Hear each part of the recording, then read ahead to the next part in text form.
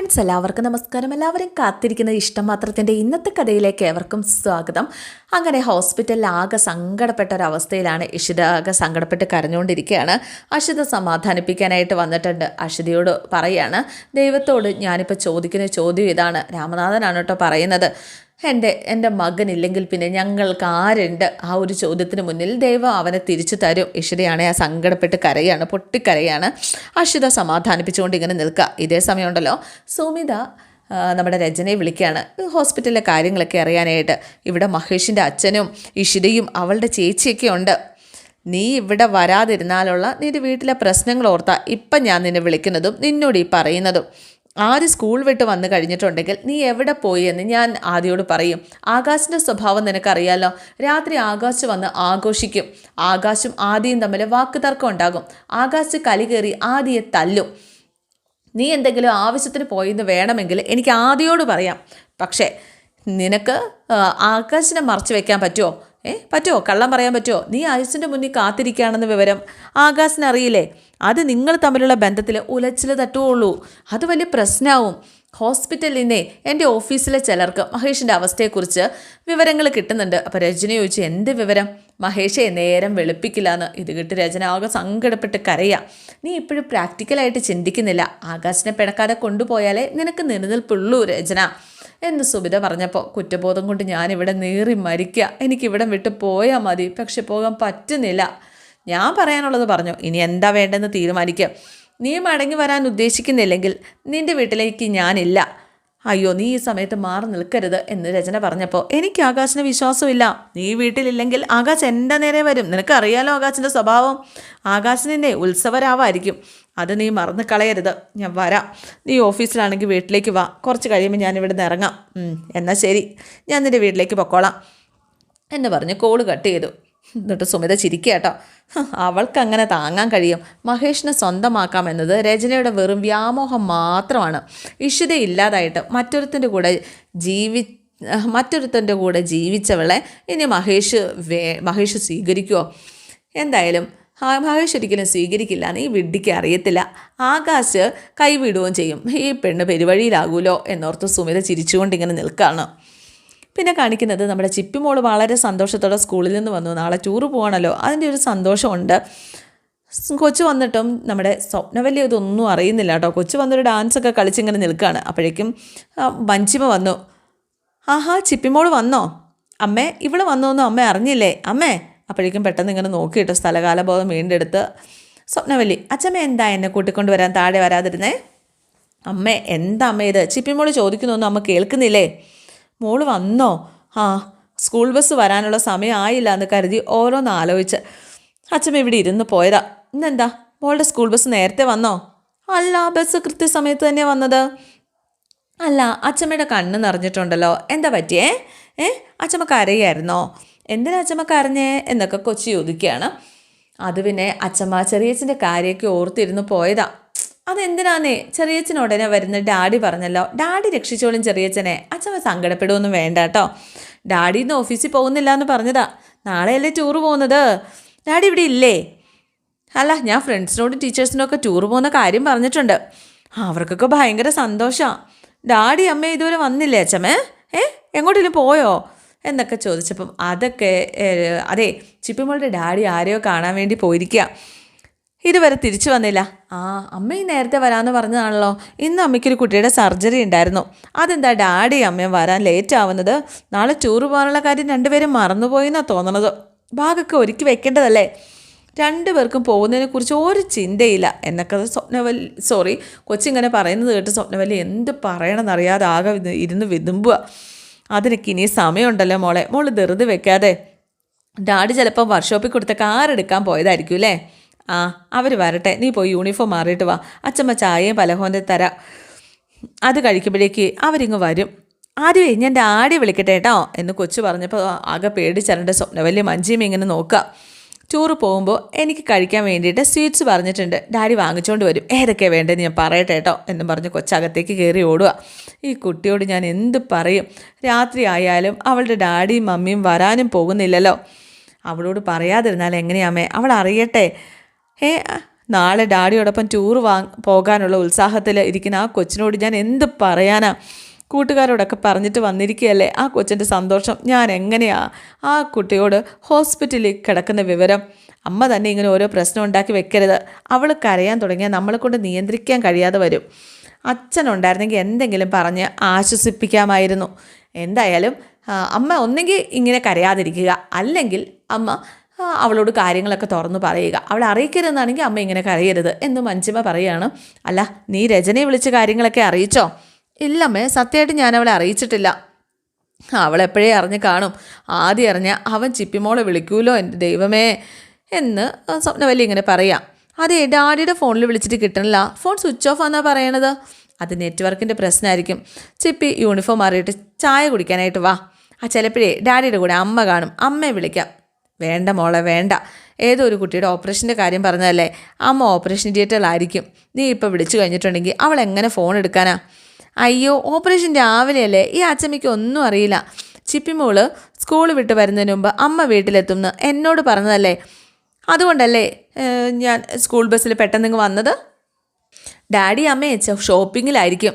അങ്ങനെ കോള് വരുന്നത് കണ്ടു കഴിഞ്ഞപ്പോഴേക്കും നീ കോൾ എടുക്ക് മോളെ, ചിലപ്പോൾ നിൻ്റെ ഹോസ്പിറ്റലിൽ നിന്നാകും. അത് തന്നെയാണ് ചേച്ചി ഞാനും പേടിക്കുന്നത്.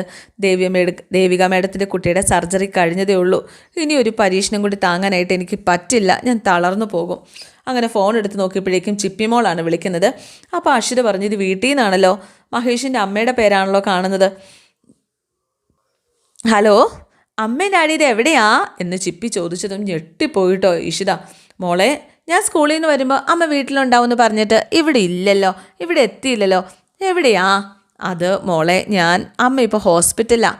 അമ്മ ഇപ്പോൾ ഹോസ്പിറ്റലാണോ? അമ്മ എന്തിനാ അവിടെ നിൽക്കുന്നത്? അമ്മ ഇങ്ങോട്ട് വാ, നാളെ ടൂറിന് പോകുന്ന കാര്യം അമ്മ മറന്നോ? ഇല്ല, മറന്നിട്ടില്ല മോളെ. ഡാഡി അമ്മയെ വിളിച്ചോ? ഡാഡി അമ്മയുടെ അടുത്തുണ്ടോ എന്നൊക്കെ കൊച്ചിങ്ങനെ ചോദിക്കുകയാണ്. ഇല്ല, ഇതുവരെയും വിളിച്ചില്ല. അമ്മ സർജറി ചെയ്ത കുട്ടിക്ക് സുഖമായില്ലേ അമ്മേ? അമ്മയ്ക്ക് സങ്കടം ഉണ്ടെന്നൊക്കെ എനിക്ക് മനസ്സിലായി. ആ കുട്ടി കണ്ണ് തുറക്കട്ടെ, അതുവരെ അമ്മ പ്രാർത്ഥനയോടെ ഇവിടെ ഉണ്ടാവണം. ടൂറാണോ വലുത്, ഒരു ജീവനാണോ വലുത്? അത് ജീവൻ തന്നെയാ. അമ്മ കരയാണോ? എന്ന് ചിപ്പിമോൾ ഇങ്ങനെ ചോദിച്ചപ്പോൾ മോള് പ്രാർത്ഥിക്കണം കേട്ടോ, മോളുടെ പ്രാർത്ഥന ദൈവം കേൾക്കും, മോള് പ്രാർത്ഥിക്കണം. പ്രാർത്ഥിക്കാം അമ്മേ, പ്രാർത്ഥിക്കാം. ഡാഡിയെ വിളിച്ചിട്ട് ഡാഡി ഫോൺ എടുക്കുന്നില്ലല്ലോ, ഡാഡി എൻ്റെ ഫോൺ എടുക്കാത്തത്? ഇഷിതയ്ക്കാണ് എന്ത് പറയണമെന്നറിയത്തില്ല. മോൾ അച്ഛമ്മയുടെ കയ്യിലൊന്ന് കൊടുത്തേ, എനിക്കിന്ന് ഡാഡിയോട് സംസാരിക്കണമല്ലോ. മോളെ ഡാഡി വിളിച്ചോളും, മോൾ അച്ഛമ്മയ്ക്ക് ഫോൺ കൊടുത്തേ. അങ്ങനെ സ്വപ്നവല്ലിക്ക് ഫോൺ കൊടുക്കുകയാണ്. അമ്മയ്ക്ക് അച്ഛമ്മയോട് സംസാരിക്കണമെന്ന്. അങ്ങനെ സ്വപ്നവല്ലി ഫോൺ മേടിച്ചു. പറഞ്ഞോ ഇഷിത. ചിപ്പുമോൾ അടുത്തുള്ളതുകൊണ്ട് അമ്മയ്ക്ക് ഇങ്ങോട്ടൊന്നും ചോദിക്കാൻ പറ്റില്ല എന്ന് എനിക്കറിയാം. അതെ, ഇതുവരെ ഡോക്ടറൊന്നും പറഞ്ഞില്ല അമ്മ എന്ന് പറഞ്ഞപ്പോഴേക്ക് സ്വപ്നവല്ലിക്ക് ആകെ സങ്കടമാവുക. അവളൊന്നും അറിയല്ലേ അമ്മേ, അവളൊന്നും അറിയല്ലേ, അമ്മയ്ക്ക് എനിക്ക് പിടിച്ചു നിൽക്കാൻ കഴിയില്ല എന്ന് എനിക്കറിയാം. എന്നാലും മഹേഷ് തിരിച്ചു വരുന്ന അമ്മ വിശ്വസിക്കണം, പ്രാർത്ഥിക്കണം. ഞാൻ എപ്പോൾ വരുന്ന എനിക്ക് പറയാൻ പറ്റില്ല, അമ്മ അവളെ നോക്കിക്കോണം എന്ന് പറഞ്ഞുകൊണ്ട് ഇഷിത കോള് കട്ട് ചെയ്തു കേട്ടോ. സ്വപ്നവല്ലി കരച്ചിലടക്കാൻ പാടുപെടുകയാണ്. കാരണം ചിപ്പി അറിയരുതല്ലോ. ഇതെന്താണ് ഇങ്ങനെ എന്ന് സ്വപ്നവല്ലിയുടെ മുഖത്ത് നോക്കി ചിപ്പിമോൾ ഇങ്ങനെ ചോദിക്കുകയാണ്. ഒന്നുമില്ല, മോള് ചെല്ല, മോള് പോയി ബാഗൊക്കെ മാറ്റി ഡ്രസ്സൊക്കെ മാറ്റിയിട്ട് ബാ ചെല്ല എന്ന് പറഞ്ഞ് മഞ്ജിമ അകത്തേക്ക് പറഞ്ഞു വിടുകയാണ്. എന്തായാലും ഇഷിത ആകെ തളർന്നിങ്ങനെ നിൽക്കുക. അപ്പോൾ രാമനാഥൻ വന്നിട്ട് മോളേന്ന് വിളിച്ചു. ഡാഡി അന്വേഷിച്ച് ചിപ്പിമോള് നാളെ ടൂറ് പോകുന്ന സന്തോഷത്തിൽ വിളിക്കുക. സ്വപ്നവല്ലി എന്തെങ്കിലും പറഞ്ഞ് പിടിച്ചു നിർത്തിക്കോളൂ അവളെ. എത്ര നേരത്തേക്ക് രാത്രിയായ എന്നെ മഹേഷിനെ കാണാതെ വരുമ്പോൾ അവൾ ബഹളം വെച്ച് തുടങ്ങില്ലേ? അമ്മയെക്കൊണ്ട് അവളെ അടക്കാൻ കഴിയുമെന്ന് തോന്നണുണ്ടോ? ബുദ്ധിയുള്ള കുട്ടി അവൾ. അച്ഛൻ എന്ത് പറയണമെന്ന് ഒരു രൂപവും ഇല്ല മോളെ, അറിയില്ല എന്താ ചെയ്യേണ്ടതെന്ന്. പെട്ടെന്ന് ഓഫീസ് സംബന്ധമായൊരു ആവശ്യം വന്ന് മഹേഷ് ഡൽഹിക്ക് പോയി എന്ന് വല്ലതും പറ എന്ന് ഇഷിത പറയുക. നിനക്ക് ഹോസ്പിറ്റലിൽ എന്തെങ്കിലും എമർജൻസി കേസ് വന്നൊന്നും പറ, അല്ലാതെ മറ്റൊരു വഴിയില്ല. എന്തൊക്കെ നുണക്കഥ പറഞ്ഞാലും അവൾ വിശ്വസിക്കില്ല. അകത്ത് കിടക്കുന്നത് അവളുടെ ഡാഡിയും മോളും തമ്മിലുള്ള ആത്മബന്ധം അറിയുന്നവളാണ് ഞാൻ. എനിക്കറിയാം. കാരണം അറിയാതെ അവളുടെ മനസ്സ് വേദനിച്ച് തുടങ്ങിയെന്ന് അവളുടെ സംസാരം കേട്ടപ്പോൾ എനിക്ക് മനസ്സിലായി. എവിടെ പോയി എന്ന് പറഞ്ഞാലും മഹേഷ് അവളെ ഒന്ന് വിളിക്കില്ലേ? രചന പോയിട്ടുണ്ട്, അങ്ങനെയാണെങ്കിൽ ആദ്യ വിവരം അറിയില്ലേ എന്ന് അഷിത ഇഷിതയോട് ചോദിക്കുകയാണ്. ശരിയാ, ആദ്യ വിവരം അറിഞ്ഞാൽ ചിപ്പിയെ വിളിക്കും. ഈശ്വര, എന്ത് ചെയ്യും ചിപ്പിയെ അറിയിക്കാതിരിക്കാൻ എന്നാണ് ഇഷിത ഇങ്ങനെ ഓർക്കുന്നത്. രചന അങ്ങനെ ആദിയോട് മറച്ചു വെക്കാനുള്ള ഒരു ശ്രമത്തിലാണ്. പക്ഷേ ആദി കണ്ടുപിടിക്കും. പുഞ്ചിരിച്ച മുഖവും ഒക്കെ ആയിട്ട് പതുക്കെ ആദിക്കുള്ള സ്വീറ്റ്സ് ഒക്കെ കൊടുത്തിട്ട് തിരിച്ചു പോകാനായിട്ട് തുടങ്ങിയപ്പം മമ്മി അവിടെ നിന്ന് നിന്നേ, മമ്മി കരഞ്ഞോ എന്ന് ആദി ചോദിച്ചു കേട്ടോ. അപ്പോഴേക്കും പെട്ടെന്ന് മുഖമൊക്കെ തുടച്ചിട്ട് നീ എന്താ അങ്ങനെ ചോദിച്ചേ? മമ്മിയുടെ മുഖം കണ്ട അറിയില്ലേ കരഞ്ഞു എന്ന്. എന്താ മമ്മി, അങ്കിൾ എന്തെങ്കിലും പ്രശ്നം ഉണ്ടാക്കിയോ? നീ വെറുതെ ഓരോന്ന് ഊഹിച്ച് പറയണ്ട. ആകാശ് ഓഫീസിൽ പോയിട്ട് ഇതുവരെ വന്നിട്ടില്ല. എനിക്കിവിടെ ഒരു പ്രശ്നവുമില്ല. പിന്നെ എൻ്റെ വേദനകൾ ഒരിക്കലും എന്നെ വിട്ട് മാറില്ല എന്ന് നിനക്കറിയില്ലേ? നിൻ്റെ ഡാഡിയോട് വഴക്കിട്ട് പിരിഞ്ഞതാ ഞാൻ ചെയ്ത ഏറ്റവും വലിയ തെറ്റ്. ആ തെറ്റിൻ്റെ ശിക്ഷ ഞാൻ അനുഭവിക്കുക. അതെന്താ മമ്മിക്ക് ആ തോന്നൽ ഇപ്പം വരാൻ കാരണം? മമ്മി ഒരിക്കലും അത് സമ്മതിച്ചു തരാത്തതല്ലേ? ഇപ്പം എന്തോ ഒരു പശ്ചാത്താപം.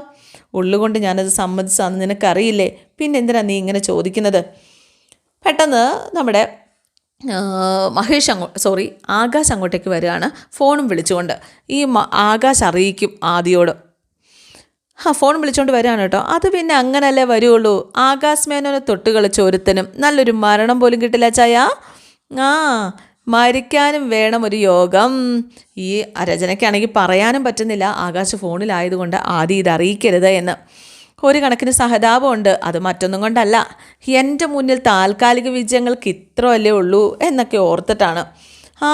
ആകാശ് മേനോൻ എന്നും ഒരു വടവൃക്ഷമായിട്ട് എവിടെ തന്നെ ഉണ്ടാകും. അതിന് തണലിൽ ചേക്കത്തവർക്ക് അത് തോന്നണ്ടേ അവർ രക്ഷപ്പെട്ടാൻ നിൽക്കുന്നത് എന്ന്. ഇനി അത് മനസ്സിലായിക്കോളും, പൂർണ്ണമായിട്ട് മനസ്സിലായിക്കോളും. അതിപ്പോൾ അറിയാൻ എന്തിരിക്കുന്നു. ഒരു റീത്ത് കൊണ്ടുപോയി നെഞ്ചത്ത് വെക്കണം. രചനയാണെങ്കിൽ ആകെ സങ്കടപ്പെട്ട് നിൽക്കുന്നു. ആകാശ് പറയുന്നൊന്നും ആദിക്ക് മനസ്സിലാവുന്നില്ല. രണ്ടുപേരെയും മാറി മാറി നോക്കുന്നു. ആകാശ് പറയുക, ഒരു മരണം വരെയുള്ളൂ ശത്രുതയൊക്കെ, അത് കഴിഞ്ഞാൽ പിന്നെ നമ്മളങ്ങ് വിട്ടേക്കണം. അല്ലേ പിന്നെ എന്നാണ് ആകാശ് മേനോൻ്റെ കാലം അല്ലാതായിട്ടുള്ളത്? എന്നും ആകാശ് മേനോൻ്റെ കാലം തന്നെയാണ്. ശരി ഞാൻ വിവരം വിളിച്ചു പറയാം. അച്ചായൻ വെച്ചോ. അങ്ങനെ ഫോൺ വെച്ചു. രചനയും ആകെ പേടിച്ചരണ്ട് ഇങ്ങനെ നിൽക്കുക കേട്ടോ. ആദി മോനെ എന്നും പറഞ്ഞ് ചിരിച്ചു കാണിക്കുകയാണ് ആകാശ്. ആദി വീണ്ടും രചന ഇങ്ങനെ നോക്കുകയാണ്. ആകാശൻ രചനയെ നോക്കുക. രചനയാണ് സങ്കടപ്പെട്ട് നിൽക്കുന്നത്. ആകാശിന് മനസ്സിലായിട്ടോ. എന്താ നിനക്കൊരു സന്തോഷമില്ലാത്ത? എന്ത് പറ്റി? എനിക്കാണെങ്കിൽ ഇന്ന് മദ്യമറന്ന് സന്തോഷിക്കേണ്ട ദിവസം വന്നേ. എന്താ പറ്റിയ നിനക്ക്? നീ ബുദ്ധിയുള്ളവളാണെന്ന് എനിക്ക് അറിയാം രചന. കാറ്റിനനുസരിച്ച് ഇങ്ങനെ ചാഞ്ഞു കൊടുക്കാൻ പഠിച്ചവള്. എടി ഇവൻ എന്താ ഇങ്ങനെ ഇരിക്കുന്നത്? എടാ എനിക്ക് നിന്നോട് വിരോധമൊന്നും ഇല്ല കേട്ടോ. ഇനി വിരോധം വെച്ചിരുന്നിട്ട് എന്ത് കാര്യം? മോൻ്റെ ഡാഡി ഞാനങ്ങ് വെറുതെ വിടുക എന്നൊക്കെ പറഞ്ഞ് ആദ്യം ഒന്ന് തൊട്ട് തലോടുകയാണ്. അപ്പോഴേക്കും പെട്ടെന്ന് കൈയെടുത്ത് മാറ്റുക കേട്ടോ. എന്നിട്ട് ആദ്യം കയറിപ്പോയി. അവൻ അറിഞ്ഞില്ലേ എന്ന് രചനയോട് ചോദിക്കുകയാണ്. ഇല്ല, അവനോട് ഞാൻ ഇതുവരെ പറഞ്ഞിട്ടില്ല. ആകാശമായിട്ട് അവനെ അറിയിക്കരുത്, എൻ്റെ അപേക്ഷയാണ്. എപ്പോഴായാലും അവനെ അറിയേണ്ടതല്ലേ? ഇന്ന് രാത്രി തികക്കില്ലെന്ന ഹോസ്പിറ്റലിൽ നിന്ന് അറിയാൻ കഴിഞ്ഞത് എന്ന് ആകാശ് സന്തോഷത്തോടെ പറയുക. നാളെ പുലരുന്നത് മഹേഷിൻ്റെ മരണവാർത്തയായിട്ടായിരിക്കും. എന്തൊരു സന്തോഷം. ഞാൻ തന്നെ കാണേണ്ടി വരും. അതും എൻ്റെ കൈകൊണ്ട് തീരേണ്ടവനാണെന്ന് ഞാൻ വിധി എഴുതിയതാ. പക്ഷേ എൻ്റെ കൈ കൊണ്ടല്ല, ദൈവം തന്നെ അത് ഏറ്റെടുത്ത്, ദൈവം കൈപ്പിഴ വരാതെ അതങ്ങൾ ചെയ്തു. എന്നാലും എൻ്റെ മഹേഷേ, നീ ഇത്ര പെട്ടെന്ന് പോകാൻ തയ്യാറെടുത്തല്ലോടാ. നമ്മൾ തമ്മിൽ കുറച്ച് കളികൾ കൂടി കളിച്ചു തീർക്കാൻ ബാക്കി ഉണ്ടായിരുന്നല്ലോടാ. അല്ല, സുമി ഈ വിവരം അറിയാതിരിക്കത്തില്ല. ഞാൻ വിളിച്ചപ്പോഴൊക്കെ ഫോൺ എൻഗേജ്ഡാ. നിന്നെ വിളിച്ചായിരുന്നോ? വിവരം പറഞ്ഞു. അതിനു മുമ്പ് ആകാശ് പറഞ്ഞായിരുന്നല്ലോ. നാളെ അവനും ഇഷിതയും കൂടെ ഹണിമൂണ് പൊളിക്കാൻ കൊടൈക്കനാലിൽ പോകാതിരുന്നതാ. ഒരുത്തൻ്റെ കൂടെ ജീവിക്കാനുള്ള വിധി ഉണ്ടായില്ല. അഹങ്കാരിയല്ലേ അവള്, വെറുതെ അല്ല അവൾക്ക് ഈ ഗതി വന്നത്. അവൾക്ക് ഈ ഗതി വന്നതിന് കാര്യം അത് തന്നെയാണ്. മഹേഷിന് എന്താ സംഭവിച്ചതെന്ന് ആകാശ് അന്വേഷിച്ചായിരുന്നോ? ആക്സിഡൻ്റ് ആയത് മഹേഷിൻ്റെ കാറല്ലാന്ന് കേൾക്കുന്നു. അത് സത്യമാണോ? ഇഷിതയുടെ കാറിലാണ് പോയത്. അവനെ 4-5 ദിവസത്തേക്ക് ലീവിലായിരുന്നു. മഹേഷിൻ്റെ കാറ് വർക്ക്ഷോപ്പിലായിരുന്നു. ഓട്ടോമാറ്റിക് കാറായിരുന്നു ഇഷിതയുടെ. മഹേഷിനെ അത് ഓടിച്ച് അത്ര പരിചയം പോരാ. അതവൻ്റെ സമയമായപ്പം അവൻ ചെന്ന് അവളുടെ വണ്ടി കയറി. ആ വണ്ടി കാലൻ്റെ വണ്ടിയായി. പറഞ്ഞിട്ട് കാര്യമില്ല. നിൻ്റെ ഉള്ളിൽ ഒരു ചെറിയ പെടച്ചിലുണ്ടെന്നൊക്കെ എനിക്ക് അറിയാടി. ഇത് കേട്ട് രചന ഞെട്ടിത്തെറിച്ചിങ്ങനെ ആകാശിനെ നോക്കുകയാണ്. അപ്പോൾ ഇന്നത്തെ എപ്പിസോഡ് ഇവിടെ അവസാനിക്കുകയാണ്. എല്ലാവർക്കും ഇഷ്ടമായെന്ന് വിചാരിക്കുന്നു. ഇഷ്ടപ്പെട്ടിട്ടുണ്ടെങ്കിൽ ലൈക്ക് ചെയ്യാനും കമൻറ്റ് ചെയ്യാനും മറക്കണ്ട. C okay, thank you.